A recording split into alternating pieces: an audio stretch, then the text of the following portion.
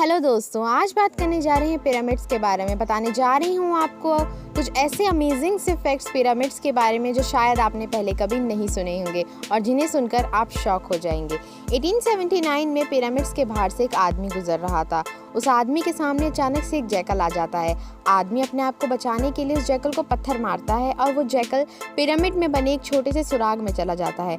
Pyramid में सुराग को देखकर आदमी हैरान हो जाता है और वो जैकल का पीछा करते हुए उस सुराग में चल जाता है। उस आदमी को खुद भी ये अंदाज़ा नहीं होता कि अगले ही सेकंड वो उसमें क्या देखने वाला है। जब वो आदमी सुराग के अंदर जाता है तो वो खुद को एक सीक्रेट चैम्बर में पाता है। वहाँ की दीवारों में वो देखता है कि बहुत ही अजीब सी भाषाओं में कुछ लिखा हुआ है। इसी दिन से दुनिया ने जाना कि इन पिरामिड्स के अंदर कुछ चैम्बर बने हुए हैं और कुछ सुराग बने हुए हैं। और इसी दिन ने दुनिया को सोचने पर मजबूर कर दिया, रिसर्चर को सोचने पर मजबूर कर दिया कि वो सब चीज़ें क्या हैं। रिसर्चर इस चीज़ से परेशान थे कि किंग्स चैम्बर में मौजूद 1 पीस ग्रेनाइट का ताबूत एक छोटे से सुराग से अंदर कैसे लाया गया। बताने जा रही हूँ आपको कुछ अमेजिंग से फैक्ट्स पिरामिड्स के बारे में। First, the great pyramid of Giza, जो सबसे बड़ा, ऊंचा व चौड़ा पिरामिड माना जाता है, उसके अंदर अभी तक 2 हिडन चैम्बर तलाश किए गए हैं। फर्स्ट किंग चैम्बर और दूसरा था क्वीन चैम्बर। जब किंग चैम्बर में रिसर्चर की टीम गई तो उन्हें वहाँ एक ताबूत मिला। ताबूत मिलना कोई हैरानी की बात नहीं थी। वो ताबूत पत्थरों का बना हुआ था और वो अंदर से खाली था। हैरान करने वाली बात ये थी कि वो ताबूत उस चैम्बर के अंदर कैसे आया, क्योंकि वहाँ अंदर आने का एक छोटा सा सुराग था जिससे एक इंसान भी बहुत ही मुश्किल से अंदर आ सकता था। रिसर्चर को ये चीज़ सोचने पर मजबूर कर गई कि ये ताबूत अंदर आया तो आया कैसे।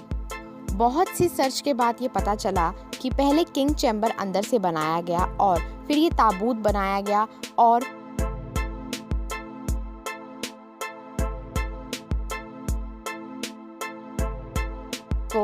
फिर चैम्बर को सील किया गया और सुराग को छोड़ा गया। नेक्स्ट, 4500 साल पहले वो कौन लोग थे जिन्होंने पिरामिड बनाने का इतना मुश्किल चैलेंज को एक्सेप्ट किया। आपको बता दूं दोस्तों कि इसके बारे में बहुत से मिथ हैं।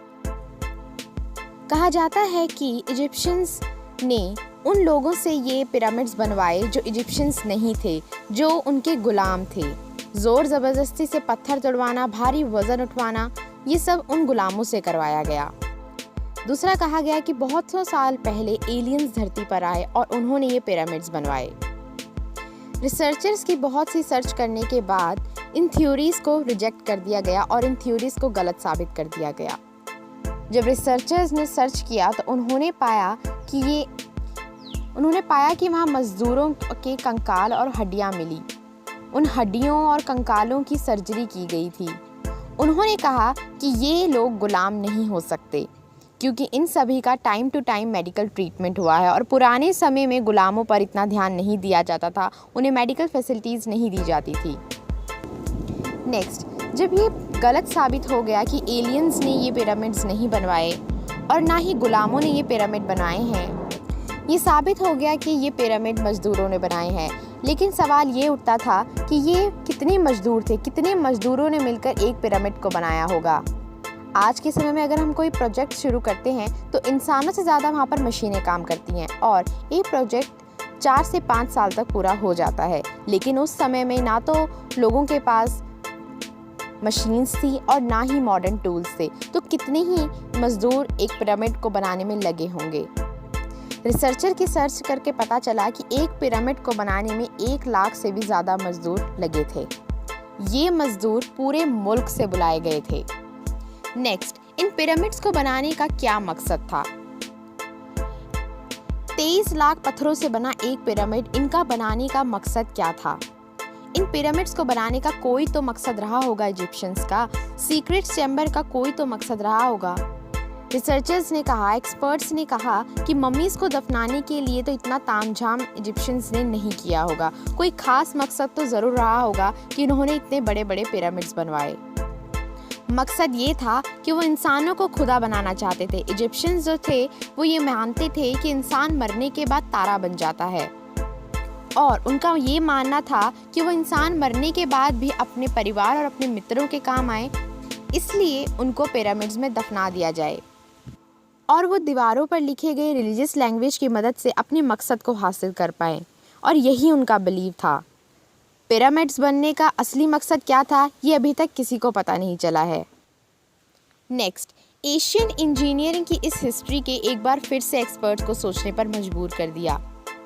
मामला शुरू हुआ गीज़ा के पिरामिड की एक एशियन फोटोग्राफ से, जिसमें 3 पिरामिड के स्ट्रक्चर एक दूसरे से बिल्कुल अलग थे।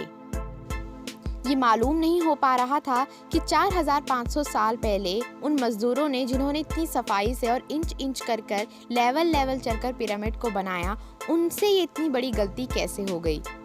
उन्होंने इन तीनों को अलग अलग कैसे कर दिया, इनकी शक्ल सूरत एक दूसरे से क्यों नहीं मिल रही है। उन्होंने समझा कि ये कोइंसिडेंट है और गलती से उनसे ऐसा हो गया। एक्सपर्ट्स तब तक ऐसा ही मानते रहे जब तक कि रॉबर्ट बुवाल ने इस कोड को क्रैक नहीं कर दिया। रॉबर्ट बुवाल का कहना था कि ये कोई कोइंसिडेंट नहीं है। उन्होंने इस कोड को समझा। उन्होंने कहा कि ये एक सोचा समझा प्लान है। इजिप्शियन स्टार्स को बहुत मानते थे, इसलिए उन्होंने ओरियंस बेल्ट के सितारों की वजह से ऐसा किया। नेक्स्ट, 1980 में एक एक्सपर्ट्स के द्वारा एक्सरे चैम्बर्स पर फेंकी गई और उन्हें पता चला कि किंग चैम्बर और क्वीन चैम्बर के अलावा भी वहाँ पर एक छोटा चैम्बर और है, जिसे उन्होंने सीक्रेट चैम्बर का नाम दिया। डॉक्टर ज़ाई हवान का मानना था कि इस चैम्बर के अंदर कई राज पेश हैं। उनका मानना था कि इस चैम्बर के अंदर कई राज मौजूद हैं, लेकिन उस चैम्बर तक पहुँचना बहुत मुश्किल था। उन्होंने 5 साल तक एक कैमरा तैयार किया, जिसे उन्होंने रोबोटिक कैमरे का नाम दिया, और उन्होंने वो कैमरा 1993 में सुरंग के अंदर भेजा। वो कैमरा जब सुरंग के अंदर गया तो वो एक पत्थर से जाकर टकरा गया। एक पत्थर की स्लैब से वो टकरा गया, जिसपे कॉपर के 2 हैंडल लगे हुए थे, और रिसर्चर बेताब थे कि उस चैम्बर के आगे क्या है। इसलिए उन्होंने 8 साल की मेहनत से एक और रोबोटिक कैमरा तैयार किया, और उन्होंने उस कैमरे के आगे एक ड्रिल मशीन लगा दी, और उस कैमरे को उन्होंने उस ड्रिल मशीन में डाला। उसमें इतना छोटा छेद हुआ कि सिर्फ उससे एक कैमरा ही अंदर देख सकता था, लेकिन देखकर पता चला कि उन्होंने उस स्लैब के आगे भी एक और स्लैब मौजूद है। जब उन एक्सपर्ट्स ने कैमरे का एंगल नीचे किया तो उन्होंने देखा कि वहाँ पर लाल रंग से कुछ अल्फ़ाबेट्स लिखे हुए हैं, और एक्सपर्ट्स को वो अल्फ़ाबेट्स बिल्कुल भी समझ में नहीं आए। लेकिन डॉक्टर ज़ाई हवान का मानना था कि उसी चैम्बर के पीछे कुछ है जो कि 4500 साल तक दबा हुआ है। एक्सपर्ट्स आज भी इस चीज़ की खोज कर रहे हैं। वो जानना चाहते हैं कि उस चैम्बर के पीछे ऐसा क्या है। चैनल को सब्सक्राइब करना मत भूलिएगा और बेल आइकन ज़रूर प्रेस कर लीजिएगा।